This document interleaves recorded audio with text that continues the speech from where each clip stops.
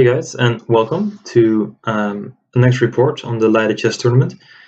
You haven't seen any updates in a few days because the last days of the tournament were quite tense. And after the tournament finished, which is a few days ago, I decided I just needed a few days to recover a bit. But of course, I didn't want to. I did want to show you analysis of all the games I played. And round 6 was a quick theoretical draw, so I'm not going to show that game. It's not really interesting. Round 7 was quite interesting though, playing against Liam Vrolijk, very talented young Dutch kid, and I wasn't sure what to expect before the game, but as we can see after a few moves, it becomes clear that after e4, e5, I'm playing white. He went for the Berlin defense, something he didn't really play before. He's not really an e4, e5 player, but he played this 2 rounds ago as well. So I was somewhat prepared, and I decided this is my chance to try and play for the win. So I didn't want to go into some theoretical line, so I decided to go d3, which is the anti-Berlin. Now bishop c5, bishop takes c6, pawn takes. But there are quite a few ways these days to go into some anti-Berlin system, but none of them are really satisfactory so far. That's why many top players are going for the Italian opening these days. Anyway, I thought I found an interesting idea. So castles, which is not the main line, I think. After knight d7, c3 is also quite uncommon, and that's just what I wanted to get him out of the book and just play a game. So he castles. I played d4. Bishop d6. He just doesn't want to give me the center immediately by taking on d4. And here bishop g5. He played f6. The other move is queen e8, also fine. Just a check on b3, king h8, bishop h4, queen e8.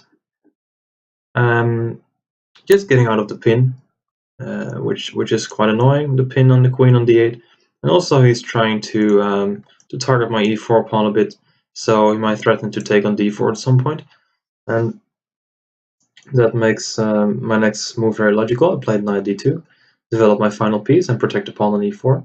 So he went knight b6. Here bishop g3, and I had an interesting idea, and I thought I had it prepared, but when I checked after the game and tried to find the game where I got this idea from, I just couldn't find it. I have no idea how I got to this idea, but it worked quite well. He played bishop e6, and I played c4, and I'm rushing his center basically. There are some threats. d5, maybe c5 is an obvious threat, taking 2 pieces. And I'm basically forcing him to take on d4, because also the e5 pawn is under pressure at this moment. I probably threatened to take it already at this point. So the threat of c5, d5, all these kind of things made him to take the pawn on d4. And this is just what I wanted. And once again, I'm not sure how I got this idea.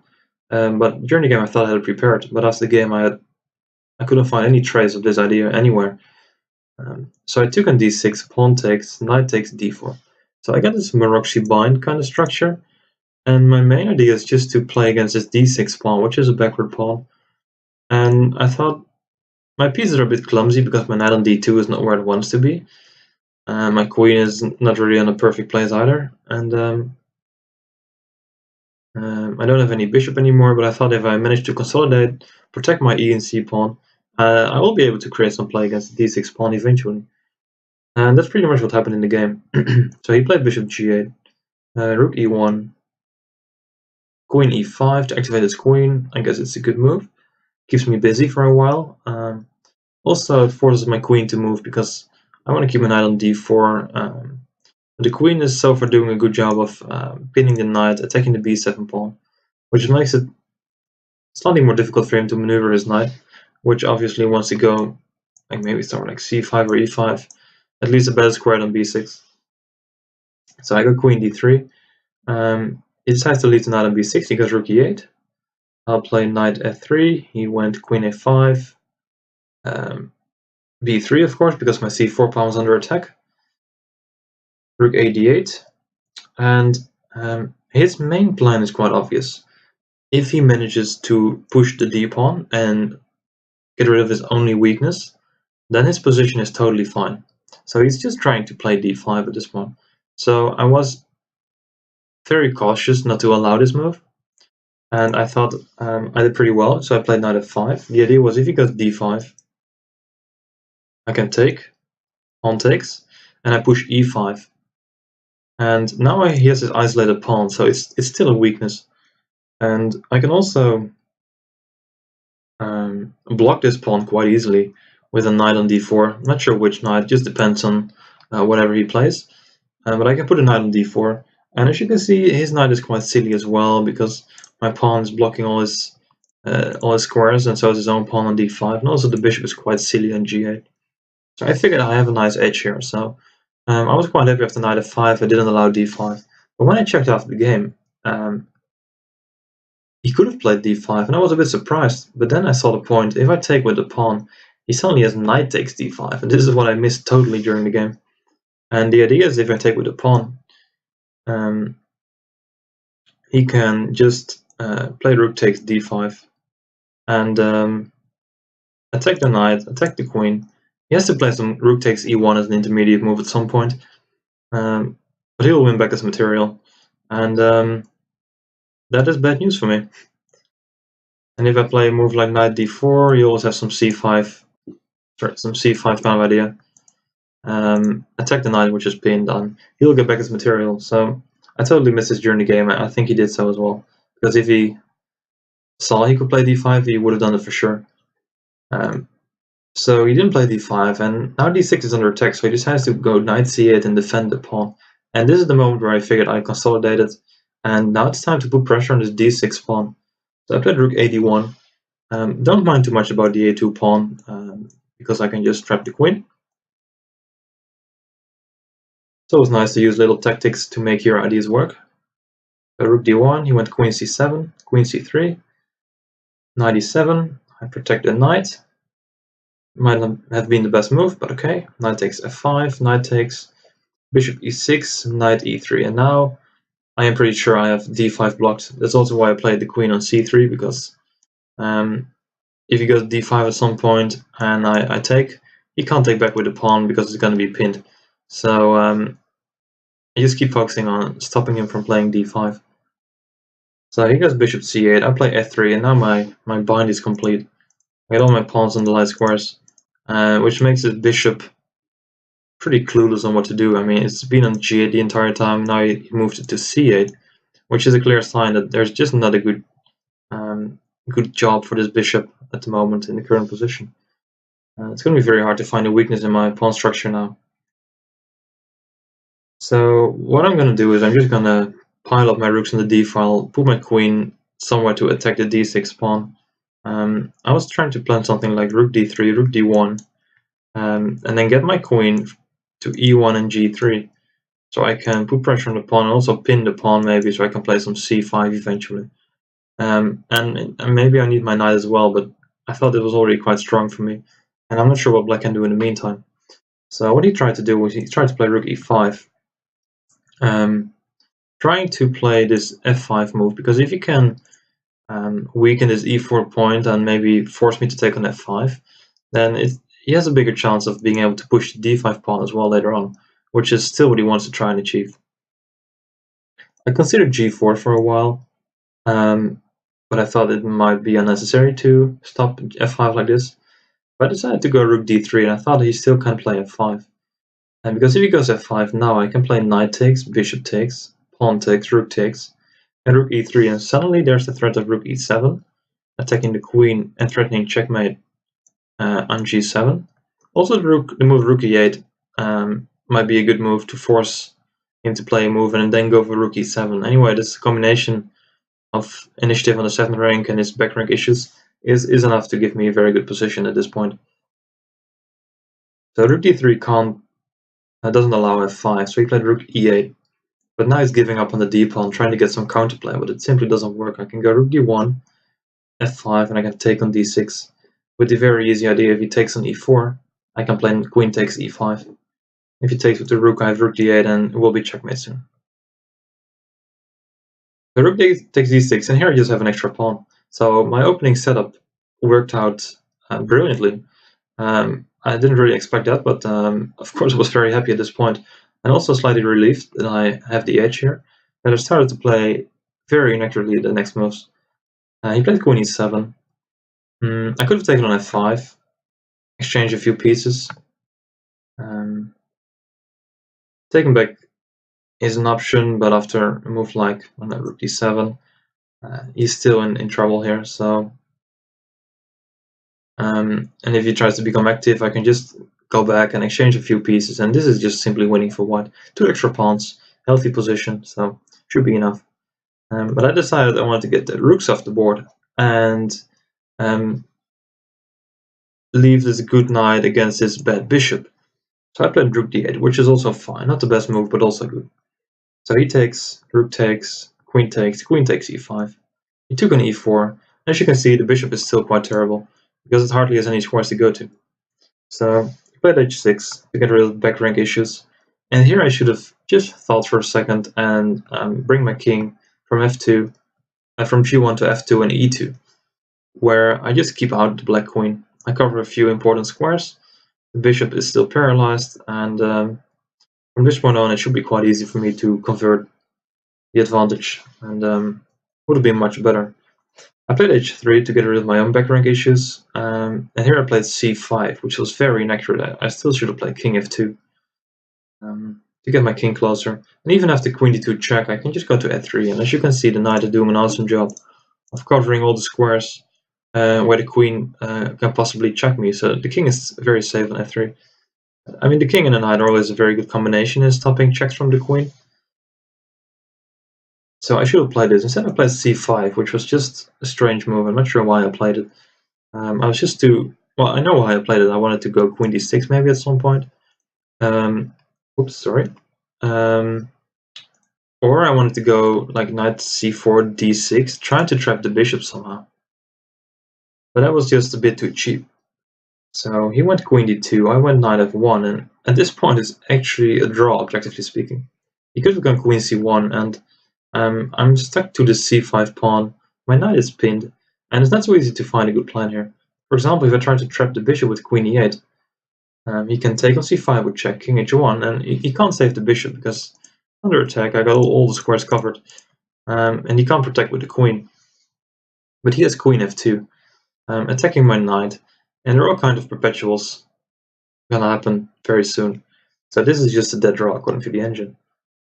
But he was in time trouble, so he didn't have time to find all the right moves. So he played queen d3. I played knight g3. I thought I'd just checkmate him now. Bring my knight to h5. Checkmate on g7. Will look quite nice. He played b6. King h2. I thought I'd just get my king safe, protect my knight. All looking good. Queen d2. Queen c7. Just attack like the bishop and 3 pawns, I mean. I thought I should win material somehow. Bishop d7, I take a pawn here, and I took on c5, he took the pawn on a2. And this is where I started calculating, and I was very close to finding the win. But I had a hard time evaluating some positions, so I was really looking at queen d4 for a long time, because the queen is out of play. So this is my opportunity to try and checkmate him on a g7 with knight h5, for example. So first I attack the bishop. So the bishop, he can't defend the bishop, right? Because the queen is too far away, so he should go bishop c8. Now I thought knight h5 is just winning on the spot because he can't protect g7 as easy as that. Then I saw he has king g6. So I started calculating. Queen takes g7. It's a very forcing line, so he can take on h5. And I saw king f7, and I thought queen f7. Sorry, check. King g5, and here I could play king g3. Very nice move, threatening h4 with checkmate. And there's nothing he can do. He can't give me check, because the queen is also sneakily protecting the b3 pawn, so he doesn't have queen takes b3 with check. And there's just nothing he can do about h4. The only thing he can try is play h5, but then queen g7 is going to be checkmate. So I had that checkmate sorted out, but I wasn't sure what to play after king h4, and I saw I could go queen e7 check, king h5, queen e8 check, king somewhere, and then take the bishop. But I didn't want to go into this queen endgame with 2 extra pawns, and I'm not sure why I didn't want it. But I thought it might be tricky to try and win this queen endgame. But it's quite easy because I have a checkmate threat already. and the c6 pawn is hanging, and his king is vulnerable, and mine isn't. So this is just totally winning for white. I just didn't understand why I didn't play this line, because it's very easy to calculate, and instead I played it different, and I wanted too much. I played queen e7 here, queen d2, and I played e5. Once again, knight h5 is king g6, and this is just getting annoying, because if I take with the knight on g7, there's going to be perpetual with queen f4 check, and it's just not so easy for me to find a good move after king g6. So I played the move e5. He played c5, and I took that pawn. I did see what he was trying to do.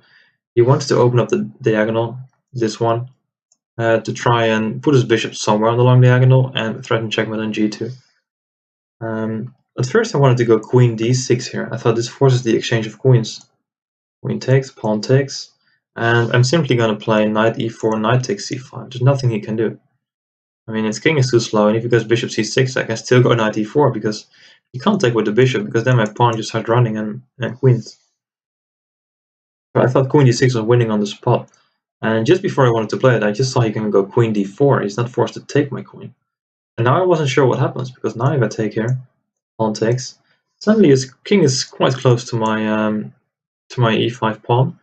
Of course, the knight is blocking f5 now, but I need to move my knight to become active. Worst case scenario, he goes like this. And I wasn't sure how this endgame was, because I didn't see how I could win the d pawn so quickly. But the engine showed me I can still force the exchange by going knight e2. Queen takes, pawn takes, king g6. I can give it check and go knight d3, and apparently this is also winning for white. Which is not so difficult to see, because I keep both pawns on the board most likely.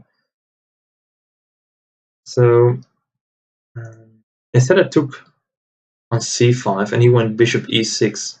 Of course, trying to go bishop d5, and I thought, well, I'm 2 pawns up, I'll figure out something, and I came up with the queen d6 move here. It's quite nice, bishop d5 and knight e2, and it looks very tricky, but it's working fine for white. The pin is quite annoying, and he can't really get out of the pin.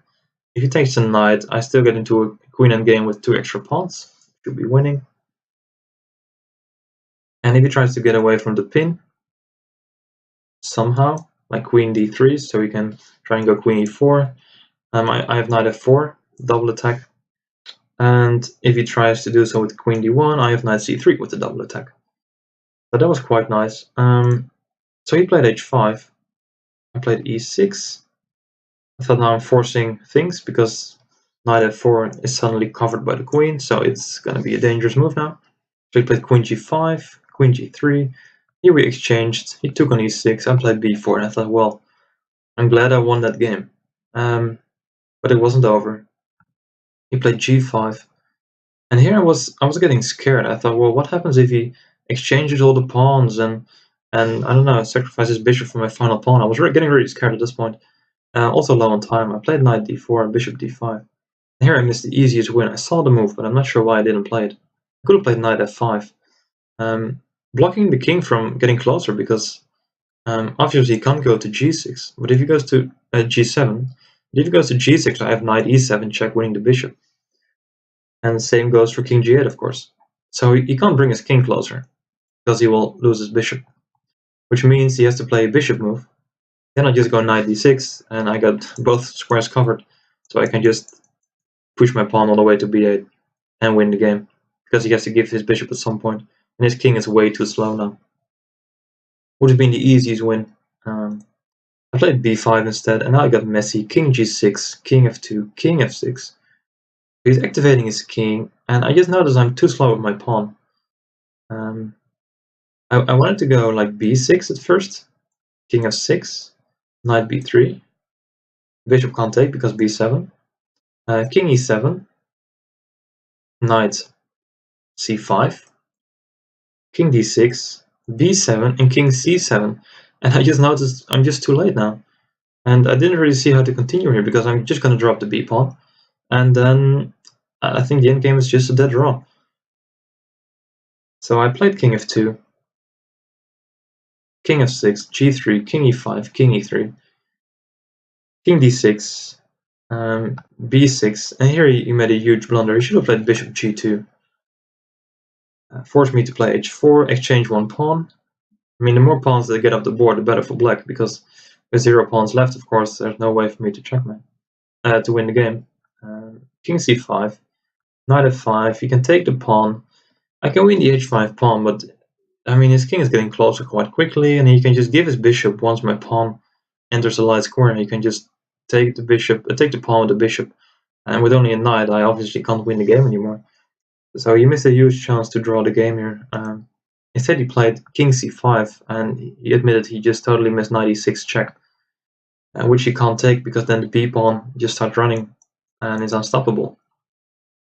So after knight e6 check, king takes, I can take the g5 pawn, and now I can also grab the h5 pawn, and I don't have to exchange a pawn, so I can keep 2 pawns on the board, and that is winning for white. It should be quite easy. It took me quite a while though to win it, just because I was in time trouble and I just wasn't sure what to do, and after a long game I must say I wasn't really sharp either. h5, king g7, knight g6, bishop c8, knight e5, just jump around a bit, and I wanted to play king f6, but for some reason I didn't. So I went to h5, and it took me a few more moves to get to the f6 square. I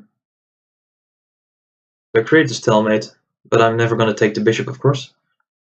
So now I got my king to f6, and now I just have to bring my knight all the way to f8 to give check. King g8, and I can play g6. And if he takes the knight, I can play h7, and h8 is unstoppable. So my endgame technique was quite terrible in this game, and we're both in time trouble. And after a long fight, I must say I was a bit tired, and we both were making mistakes. So the endgame was pretty terrible on both sides, I think. I missed so many chances in the queen endgame to win the game. But I was very happy with my opening and middle game play, creating the weakness on d6, and I think I did quite a good job exploiting it. Not really my style, so I was quite happy to showcase a game like this as well. So all in all, not a lucky victory, but I did give him a few chances to draw the game there. But yeah, still nice to win the game, board 1, important game for the title. So that was round 7, and I want to thank you for watching.